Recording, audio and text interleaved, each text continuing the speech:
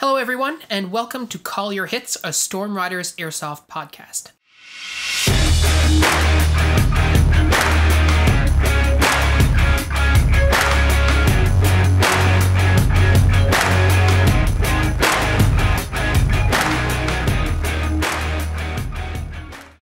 Thanks for joining us. Today, we thought we'd pull back the curtain a little on what it's like creating airsoft content for YouTube and for this podcast. The reality is that most of us want the content we consume to be entertaining, if not at least informative or educational.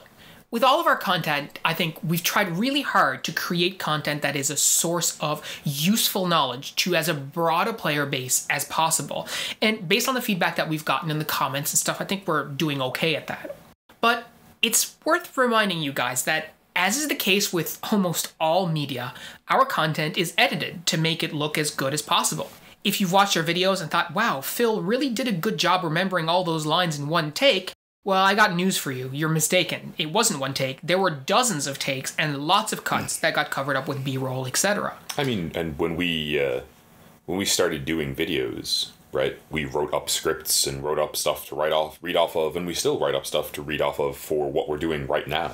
Yeah. I mean, in point of fact, we've just finished recording another episode where there were a bunch of spots where we're like, was what I just said really dumb? Yeah, we should redo that. Absolutely. This podcast is edited just like everything else, right? And although generally speaking, our conversations are delivered chronologically, which is to say you're hearing the conversation in the same order that it happened, what you're not hearing is like the words that we messed up and the takes that we redid and so on. So the bottom line from all of this is that what you're watching, what you're listening to is edited or curated content.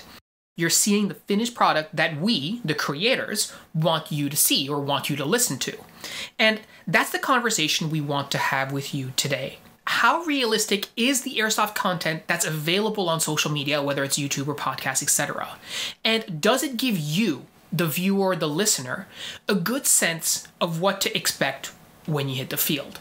I think where I want to start with this is to talk a little bit about the creation process, especially as it pertains to videos. So what most people tend to do, and we've seen this a lot, is you slap a GoPro camera onto your helmet or onto your gun and you just record your games. The problem is that most of the stuff that happens during a day of playing airsoft is not particularly exciting. Right? It's a lot of sitting behind cover. It's a lot of, maybe talking, communicating with your team. And when you are shooting at the enemy, generally speaking, you're not going to be up close enough. You're not going to be able to see, unless you have a scope cam or something, you're not going to be able to see who you were aiming at, what they were doing and stuff. You might see the hand go up and that'll probably be that. Or then you might see, the player shoot and then verbally say, oh, I hit him, but you won't see anything. So it's not particularly fun to watch, right? Well, I mean, we're talking about a situation where most of us are rocking, a GoPro, and you can get extremely cool footage out of that. Definitely, and we have. Yeah, absolutely. But I don't think that, your GoPro footage, is producing, and I don't think you should think that your GoPro footage should be producing awesome stuff every minute. Yeah. Right?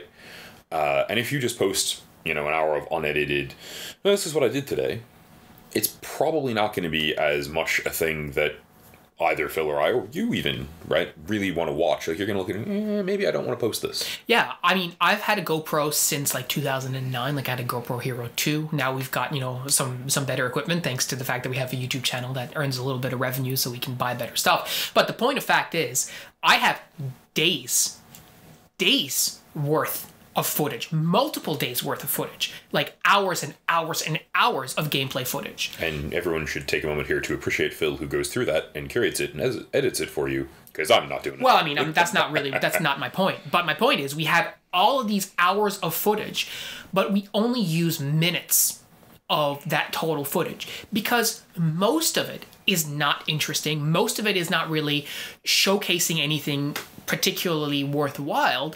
And, you as a viewer are not going to be interested in watching that. So, there's that one piece. The other piece is that if you are wearing a GoPro at a game, for instance, and you're actively trying to get footage that is interesting or fun or exciting, that is not necessarily conducive to playing well. It's not necessarily conducive to, being good for the game. right? And that's sort of what I was alluding to with the fact that we're using GoPros. This is not a Hollywood camera. But if you're going, oh man, I really want like action hero-y, like John Wick video of me going pistols akimbo in the middle of a CUB field, yeah, you're definitely going to get stuff that's interesting. But it's probably going to be funny, not badass. Yeah, absolutely. And I think if you look, especially like you look at Novrich, like he posts videos and compilations and like of games and stuff, but it's not all the time that he's posting just the video of the game from start to finish, because there's a lot of stuff that happens that he can sort of talk to and stuff, but is not particularly interesting to a viewer. And that's a reality of airsoft. We talked about it before, but like playing the game is a lot of fun, and there's a lot of tension, and there's a lot of stuff that happens during the game that is really cool to be a part of, but doesn't necessarily create awesome content. And so consequently, if you are going out there trying to make awesome content and get that on camera, you're likely going to be doing stuff that is probably not in the best interest of your team. It's probably not going to be the best interest of you. Like if you think about even emerging from cover, like if I'm standing behind cover and I want to pop out of cover and shoot, you might not get a really good shot of that with the GoPro because half of it is obscured by a piece of cover and all this kind of stuff. So then you're thinking, okay, well, I want to show more of my body so I get more of into the frame. Like that's not a really good way to play airsoft. That's the way you have to create content, but it's not an accurate representation of what an actual airsoft player will be doing on the field, right? Yeah, I mean, I'm not, in fact, super willing to expose more of myself for a shot for a GoPro, you know? I mean, I don't run one usually because I'm, you know, our second line guy, right? I'm not door kicking. And so, you know, even more so than with the footage we often do post, you know, you'll just see me shooting. And yeah, there are probably people getting hit or people being suppressed, but you're not really going to know what's happening because it's 100 feet away. And a GoPro isn't super good for shooting something that I'm doing that's affecting something 100 feet from me. Yeah, absolutely. You know, so like even if I did carry a GoPro, well, I typically don't because they cost money, and why would we bother getting footage that's not going to be interesting? Exactly. Right? And I think, you know, a lot of people have commented on our videos in the past and saying, when are you going to post gameplay? When are you going to post gameplay? And the answer is probably never. Right? Now, that's not to say that we aren't going to use gameplay footage to accentuate our videos or use gameplay footage from specific games as a teachable moment, which we have done in the past. We've done videos on small unit tactics. We did a video on defensive tactics. I did a video, I think, pretty recently with it was me and Chris in the village and all this kind of stuff where there was a blue on blue, right, where I shot Chris. All of these are teachable moments. And the footage itself, if you watch it from start to finish, there's a lot in there that is kind of boring, right? So I'm talking about what's going on, and if you were to watch it, you could sort of click through and go to the more interesting parts. Now, mercifully, that was only a very short game, so there's really no reason for me to truncate it any more than it was. But if you think about some of the scenario games that we've played, or even like some of the Milsim Light sort of games that we've played, that's like 2 hours of footage. Guaranteed, there's not 2 hours of action. In fact, there may only be 2 minutes of action in that whole amount of gameplay. So as a consequence of that, you know, when creators are making videos, when they're making content, they're going to stick to the most interesting bits, right? And so it's not, if you think that, oh, well, there are people out there who are playing games and it's like action, action, action 100% of the time, that's really giving you a false sense of what an average airsoft game is like. And if you also think that, you know, I want to put a GoPro on so I can get all this cool footage, like brace yourself. A lot of the footage that you're going to get, most of it, is not going to end up doing anything for you because there's really not that much action that happens, you know, outside of quick shooting matches, right? And I mean, it's worth noting here, like, if you don't have the GoPro, you won't catch the cool stuff. True. So we're not suggesting like, oh, you know, if you're interested in creating content that you shouldn't go definitely get involved. Yeah. But we want people to be aware that in essence, when you watch a video, even when we watch the gameplay footage that we do put into our videos, you're watching stuff that we've edited and curated, right? We've picked out the bits that are good to show you because we want you guys to have good content to watch. And that's true of everyone who's doing this, who's doing, I think, their job well, right? Because you don't want to be bored. We're not creating content so you can be bored. If we do, you're not going to watch it. That's right, exactly, yeah. You know, and I mean, I think that it would be a laugh to post like a 10-minute video from a milsim where we spent 5 minutes patrolling, like looking for the enemy. and like put some classic, Vietnam War movie sneaking through the trees, high tension music in there. But if we don't have the firefight for the last 5 minutes for you guys to have a payoff, you're not going to want to watch it. No one is. Yeah, right? Absolutely. And so like even when you get people going, here's, a field posting footage of its games, they're mixing together video camera footage, like of a more carried camera nature, probably with GoPro footage, but they're not showing you like the 5 minutes before the game where they told the new player the rules, nor are they showing you like the cooldown, right? They're absolutely curating that content. And so if you show up at a game, you shouldn't expect it to be all the best parts, right? Any more than if you're like, oh, I'm going to start running an LMG because I've been listening to Pat talk about the value he sees in having those. And then you go watch a bunch of LMG videos. You're not going to show up and have the experience of like this guy who put together, 20 minutes of video out of 6 days of gameplay with his LMG to show you the cool things right away. You will get cool parts. You will get awesome bits and pieces, right? But like we've posted a couple of videos with someone tossing someone a mag and catching it and putting it in their gun, and like it's awesome. And those are moments that are really wicked. And I'm super happy we have them on video because they're extremely fun to go back and look at. They happen like once a season. And I think part of this conversation is to really temper some expectations as well. To, if you do pick up a GoPro, and you should, like, I think one of the great advantages of GoPros is you can sort of replay what happened, and you can figure out, okay, well, what went well, what went not so well, and you can, use it as a bit of a training tool. But if your intent is to create content with a GoPro or GoPro footage, I think you need to be aware of, number one, sort of the limitations of that, right? So again, like we were saying, if you're engaging people 150 feet away, like you might not get the kind of footage you're looking for.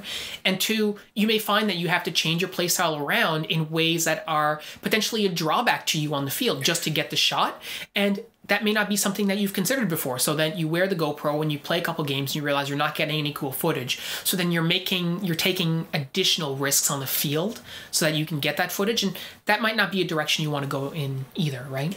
And I mean, I think that one of the reasons that we show you the stuff we show you rather than making, videos of just gameplay footage and gameplay footage and gameplay footage is that probably our primary focus in having the GoPros, because we had them before we really had a strong viewership on YouTube, was for us to go, okay, Pat, I was like 10 feet behind you. I want you to look at this thing you did and tell me why you did it. Yeah. So that you don't do it anymore, right?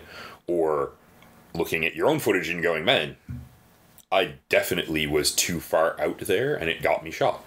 And so they're amazing as a sort of self-critical training tool or a like teamwork training tool. Like there's tons of value there that's not content creating. But I would argue that you probably don't want to go into it going, all right, I want to create content, and then start degrading your gameplay to create more entertaining content. Yeah, absolutely. Especially if you're just starting out. Yeah, and like the reality is also that the badass moments, the cool moments, the funny moments will come.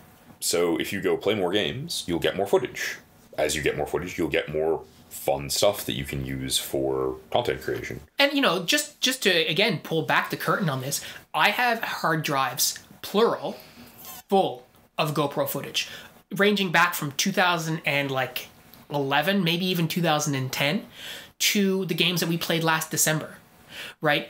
It's terabytes of video that I have, and whenever I'm making a video and there's a particular point that I'm trying to make, maybe I go back and I look through some of the videos. Now, my organization could be a little bit better, and like I could have them set up in a different way, but I have this pool of video that I can look through to try and find the content that will match what we're trying to show as best as possible. But the reality is, like, it takes these days of footage in order to be able to get to a place where you have the footage that you want to show in any given situation.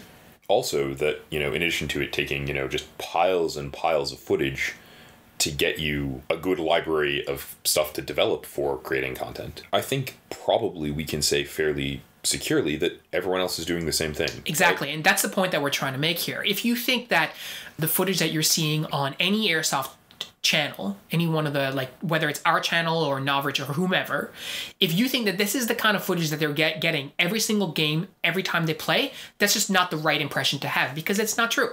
There's lots of boring stuff out there that doesn't make the cut and you're not going to see it. Which brings us to our second point, which is that all of the stuff that you do see, and we sort of talked about it a little bit, but all of it is designed to get people to watch it, right? Nobody is making boring videos, right? If they are, people aren't watching them.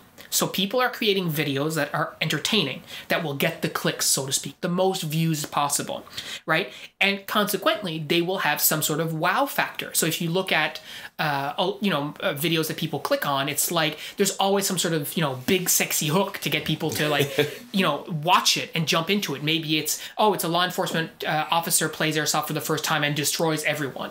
Or maybe it's big milsim game with LAV, right? Or maybe it's huge milsim with 1,000 players. You won't believe what happens. Or like stuff like that to get you to watch it, right? Or it might be as simple as stuff like we do, which is like 5 tips for beginners or whatever. It has some way of getting you to watch it and keep you entertained. The thing about it is, though, is that if you're looking up this content to get a sense of what airsoft games are like, and the video that you're watching is a bunch of players at a milsim and they've got an LAV and they're rolling around in it, or it's a milsim game in Scotland and there's a helicopter, right, and people are flying in with the helicopter, or you're watching like a very elite team do like some sort of special ops mission or something like that, or playing a particular game where it's like the 6 of them versus like 20 different enemies and they're doing like hit and run missions and all this kind of stuff, or you're watching like a highly skilled sniper like Novrich or King Mustang or whatever getting headshots every second shot that they're taking and all this kind of stuff. If you're watching all of that, you're watching it because someone created it going, hey, this is cool content. It has a lot of wow factors. People are going to want to watch it.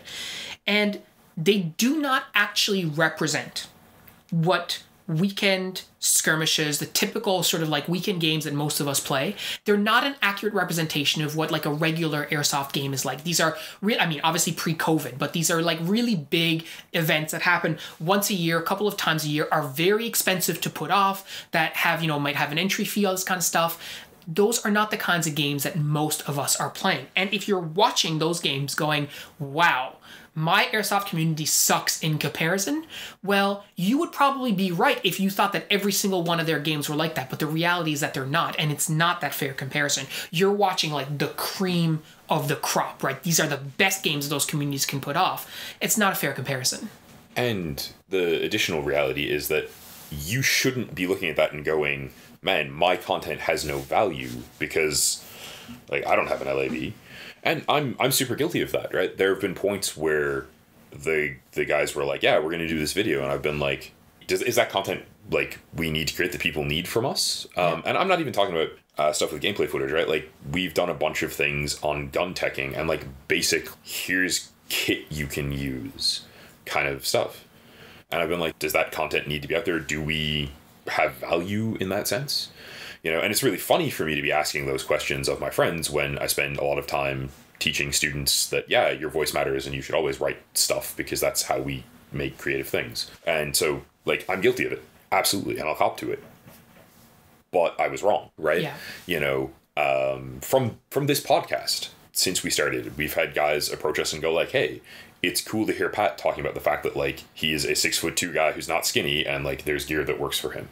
What gear works for him? Because I'm a 6'2" guy and I'm not skinny and like I want to play and I want to be effective. So if you have ideas, help me out. Man, that's awesome. There genuinely isn't a lot of content like that. Yeah. But likewise, we did gun teching content. That exists. There are other versions of it, and there are a bunch of them that are made by excellent gun techs, right? Like I watch YouTube videos on gun teching. It's a way I've developed and continue to develop my skills. I've also watched YouTube videos on gun teching that in retrospect I'm like, that was unhelpful content. And so we've sort of taken a stance that, yeah, maybe we can critique some of that and maybe we can provide our own useful stuff. That's true of everyone. Absolutely. Right? Your point of view and your knowledge applied to airsoft has value for you, for the wider community, and absolutely for us, for the people who are talking to you right now. Right? I want there to be more interesting airsoft content that I can go and watch.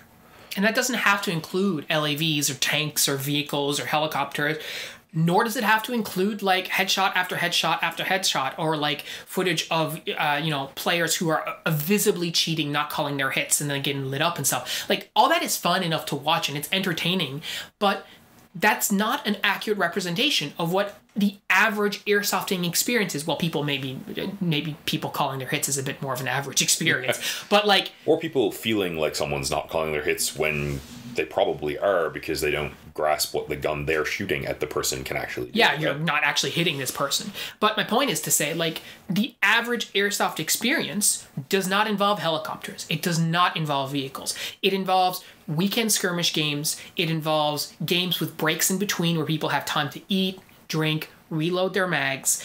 They're shorter games, smaller games. They could be only 20 players, only 30 players, not necessarily, a huge crowd of players. And if you're watching these videos and thinking, geez, well, my community is nowhere near this, so if I make videos, well, I don't get 200 players a game, so the video is not going to be really interesting. Well, let me tell you, we've never had 200 players at a game, and yet we've made this content that you may have watched. I've never had a helicopter for a game despite my best efforts, and you've still watched our content. So there's a place for that. The other thing about your expectations when you're watching a lot of this footage from these larger games, or from games where you see a helicopter and LIV and stuff, is that even if you go to one of those games, that doesn't necessarily mean you're going to get to do the cool stuff, right? Like, a helicopter can fit, let's say, 6 people in it.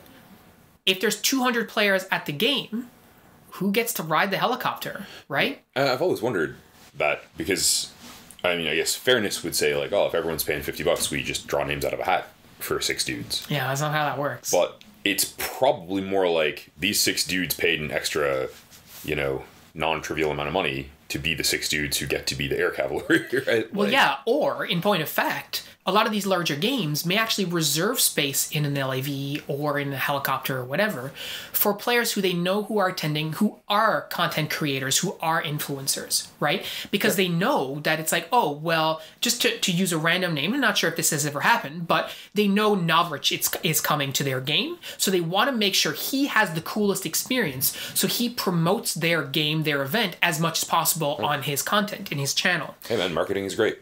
Yeah, and this is not an indictment of Novrich in particular, because I don't know if that's ever been the case, but that's certainly how event organizers will look at it. They will see, okay, well, on the one hand, do we need to charge extra for this? Well, possibly. But then on the other hand is, who we want to do these cool things is actually very important. So if you're, a random player going to the game, you may not get to do the cool stuff at this event. You may end up being one of many people who are pulling sentry duty, or who are holding the line, or who are, going to explore a particular grid, or, even attacking an objective, but it's not as cool as an objective as trying to fight your way through the tunnels outside of the abandoned hospital, or riding to your objective in some sort of vehicle, right? Because those are reserved for people who are either close with the organizers, perhaps, maybe they're on the same team, maybe they've paid extra, or like I said earlier, because the game organizers are aware that by getting them to do it, it's a good promotional tool. Absolutely. The videos of, like, Scout the Doggy's videos, for example, from the UK, are promotional, right? Like, they're meant to make people want to go play at that field. And they succeed in really cool ways. We know from their own videos, like from stuff they've shown, talk about, they succeed in getting people going there as a vacation. Like, they make a point of, this is a place we're going while we're visiting the UK, which is extremely cool. But yeah, they're marketing tools, right? Right. So just temper your expectations again when you're watching this content and you're thinking, I need to go to Milsim West because I'll get to do this. Well, you very well might, or you also might not. And again, using Milsim West as just an example of a game that sort of just came to me. Yeah, they've got we're using their name not because we know of any of how they do anything, but just because they have brand recognition, they have market share. Exactly. I know what Milsim West is, Pat does too, and likely you do too, right? And if you don't, then when you Google it, you'll get cool stuff to watch. Yeah, absolutely. So I think when you're looking at a lot of these games, if this is your expectation of what regular airsoft is like, you would be mistaken. But it's also really easy to feel, like we were talking about before, that your community and your own local scene compared to that kind of sucks. You never get 200 player games, you never see a helicopter, and we've already talked about how that shouldn't stop you from making the content that you want to make if that's what you want to do. But it also is easy to feel down on the fact that you don't get those things in your community. And so we want to, again, pull back the curtain on what our community is like. And, we've talked about this before, but we live in Newfoundland and Labrador, Canada. It is a province of 500,000 people. In our immediate vicinity, in the larger metropolitan area where we live, there are 250,000 people. That is not very many. In addition to this, we live on an island. The island is very large, and it's hard for people to actually come to our island because air travel is expensive.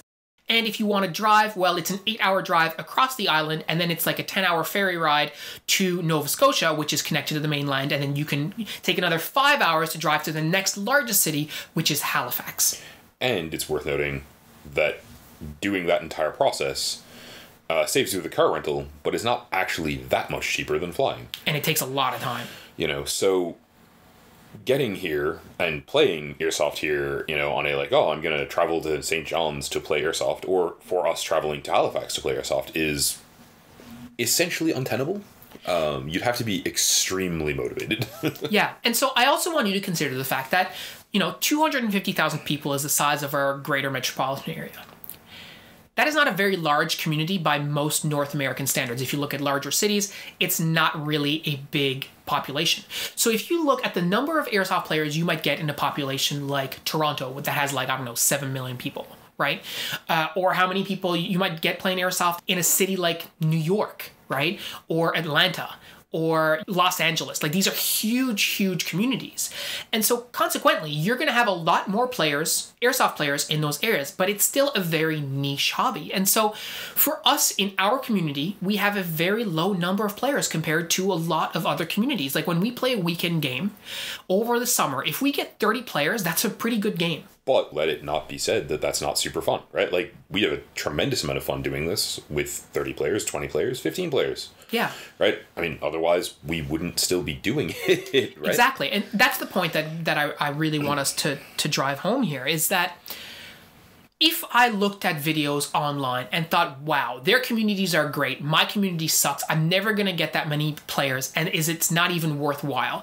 Or, man, these guys must be playing 2-3 times a week, and I can only get out once a week, right? Or once a month. That sucks. I don't want to do that. That's horrible. Airsoft sucks here. It's not possible. It's easy to feel down on yourself. And the reality is that you're not the only one in that situation that you're in. Right? We have a small community here, and that's okay. The question is, what are we going to do about it? How are we going to work with our community to get the kinds of games that we want to play? How can we make things more fun? Yeah, for sure.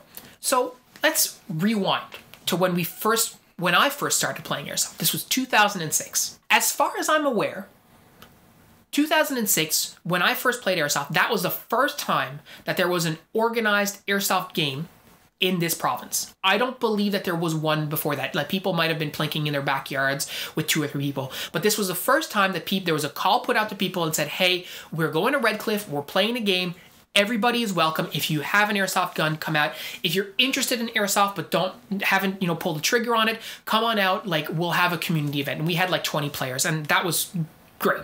That was huge for them.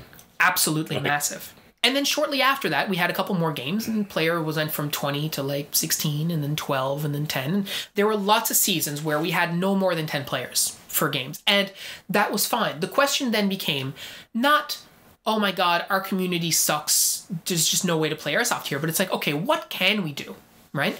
So we started creating events, we started creating game types that were able to provide fun to us with the numbers that we have. Because of course, if your expectation is, oh, well, we're going to organize an overnight milsim event for 10 players and it's going to be rad, well, that's probably not going to work out for you, because 10 players is not enough to really have any sort of long-term milsim type of games, especially in a huge area like the area that we play at Redcliffe. Absolutely. And I remember from when we had really small games, one of the complications, we do a 5-player on 5-player team deathmatch, and there'd be 2 guys left and 1 guy left.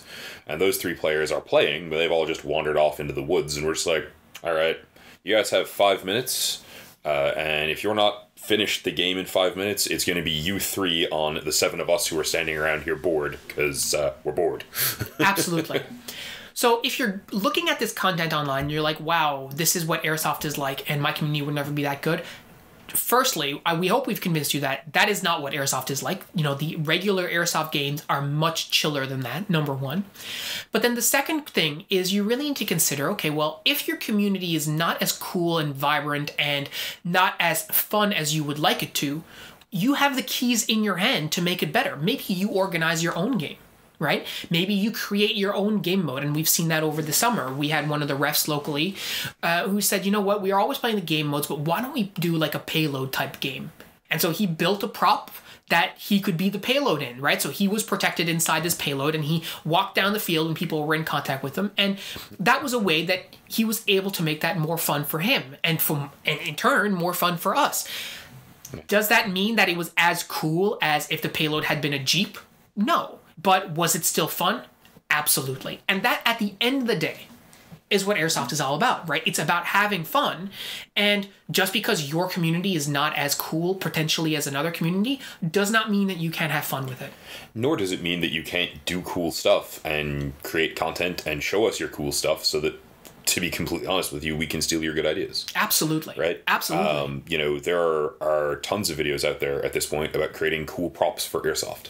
We've definitely watched them and gone, man, we need to do that. That's awesome. You know, we're very lucky. One of our teammates is an electrical engineer, and he's gonna build us a cool, you know, suitcase nuke prop that we can, you know, put a couple of speakers in and have it make loud noises when one team wins or loses. Yeah. And that's gonna be awesome. And honestly, now that I'm saying it, we should like make a video of it showing how it works and talking to people about how we made it. Right? Absolutely. Because hey, the more options we all have for cool stuff to try, the better off we all are. Yeah. So just recognize that the content that you're seeing out there is curated. People are showing you the best parts. But there's a lot of other stuff that goes on behind the scenes with airsoft that truly can make it fun. And don't get discouraged if it's not really where you want it to be. And like Pat just said, just because it's not as cool as something else doesn't mean it's not cool. And it doesn't mean it can't be fun, and doesn't mean that it doesn't have any value. And don't be intimidated, right? Don't look at content that people produce and go, that's a reason for me not to post my cool ideas. The inverse is true, right? If someone has a cool idea and you're like, man, I have a different cool idea, share it. Mm-hmm. Absolutely. And as you try stuff, you know, you will do stuff that works and do stuff that doesn't work, and that's part of learning. Like we always talk about how for us failure is always an option, right? And it's the way that we learn. Like we make mistakes, and so there have been games that we've organized that have run really, really well and we got excellent feedback on, and there have been other games that we've organized where the last place that we wanted the team to go to like exfiltrate and win the mission actually had people just hanging out there at Red Cliff, and they were like taking photos or whatever. So we couldn't use that anymore because it's quite likely that the team had to be shot at, and we had to change their exfiltration place at the last minute, and that team ended up losing the game as a consequence of that. And that sucked. Like that was not a good experience. Yep. But that's something that we learned from, right? So that next time when we ran a similar game, we didn't do that kind of stuff, right? So you're going to make mistakes, and some of the stuff you're going to try is not going to work, but don't get discouraged. Like that's part of the learning process.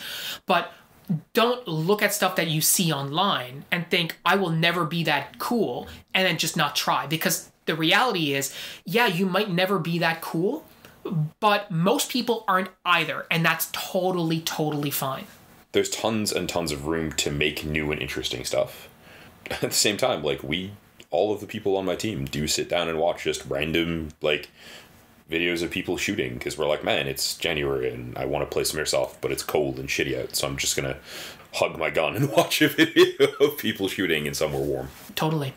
So we hope this discussion on like content creation was helpful to you, especially if you're thinking about how you can create content yourself, or how you can look at the content that people are creating in order to improve or enhance the community that you're playing in.